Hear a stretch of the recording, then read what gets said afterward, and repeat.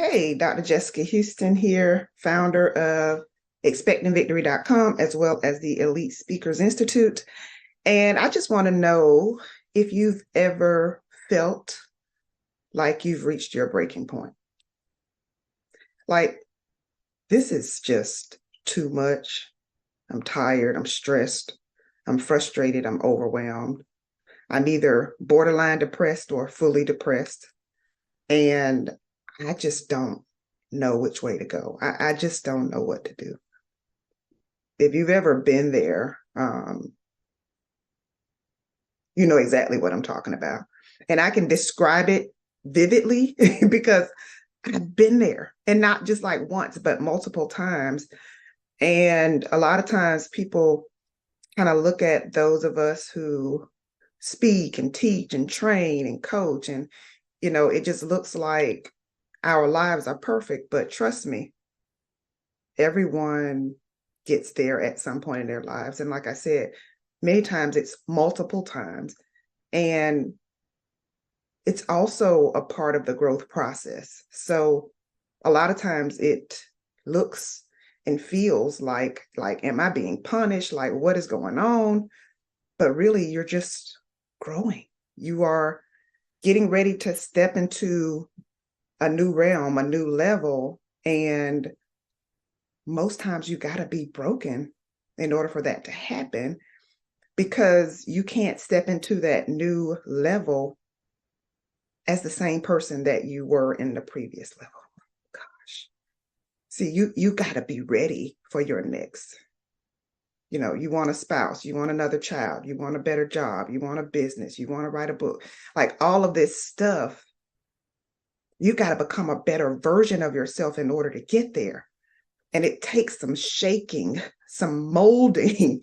It takes you knowing how to really handle offense, and knowing how to handle people coming at you, and just knowing how to get yourself grounded, and also knowing who you are, remembering who you are, remembering your previous victories.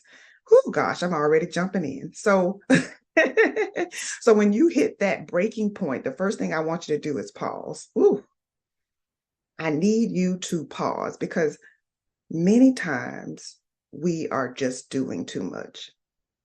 And that is contributing to our overwhelm. We are thinking too much. We are over analyzing. We are beating ourselves up. We are talking about all of the negativity, the fact that people aren't helping us, they aren't supporting us, that opportunities aren't coming, or why is this always happening to me? Snap out of it. Like, the first thing you got to do is get calm, because nothing gets done in chaos. So I need you to snap out of it. I need you to pause. I need you to take a time out.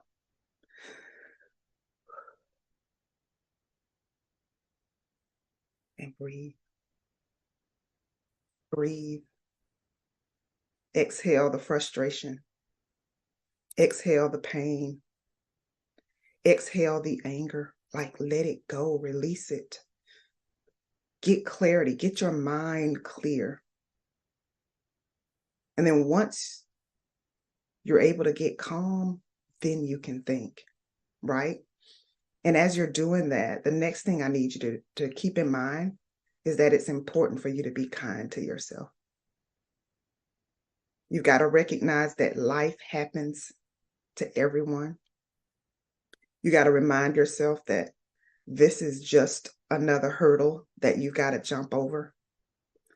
This is just a caution light, a yellow light that says slow down, but it doesn't say stop, right? It doesn't say give up. It doesn't say quit. You just need to take a step back. Get your mind clear. Get your heart clear. Release any offense or anger that you've been holding in, that you've been holding on to. It's not about them. It's not about what they did to you. This is about you. This is about your future. This is about your dreams. This is about your goals. And so I need you to not focus on the negative, but focus on the positive, not focus on what has happened, but what is happening and where you're going. The third thing that you would do is strategize. But it's number 3 because you can't strategize if you're upset, if you're depressed, if you're overwhelmed, if you're feeling anxious, if you're too cluttered, if you're too scattered, if you're doing too much. You're not going to have that calmness and creativity that you need in order to really build a solid plan.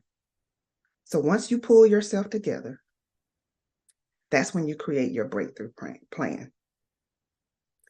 And it needs to be detailed. Well, what are you going to do? What are your goals?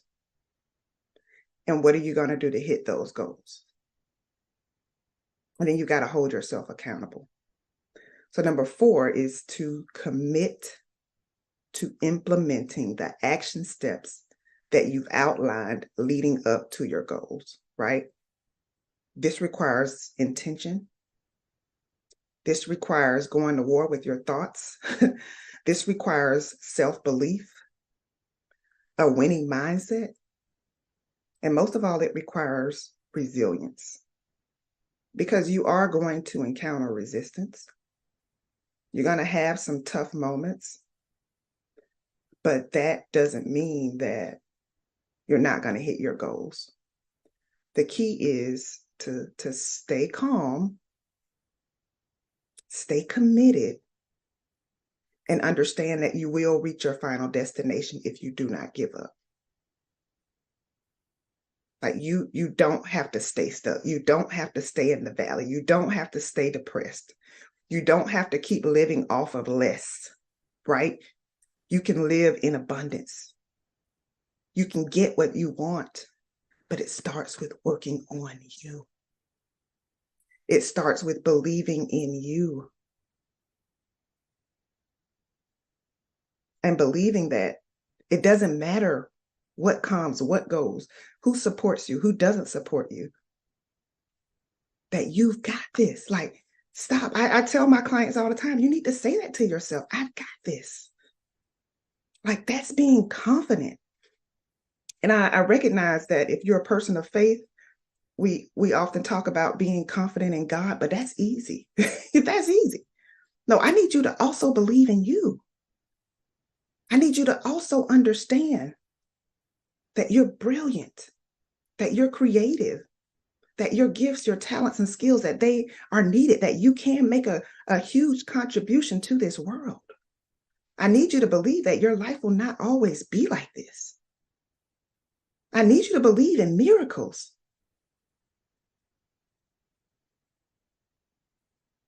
I need you to not give up on you.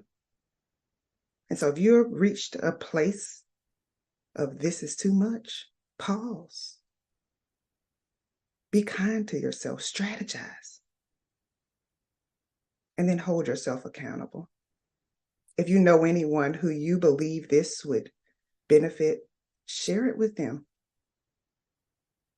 I pray that you have a blessed week, that you receive unexpected blessings, unexpected opportunities, and that you step into a season of joy, peace, and happiness like you've never experienced before.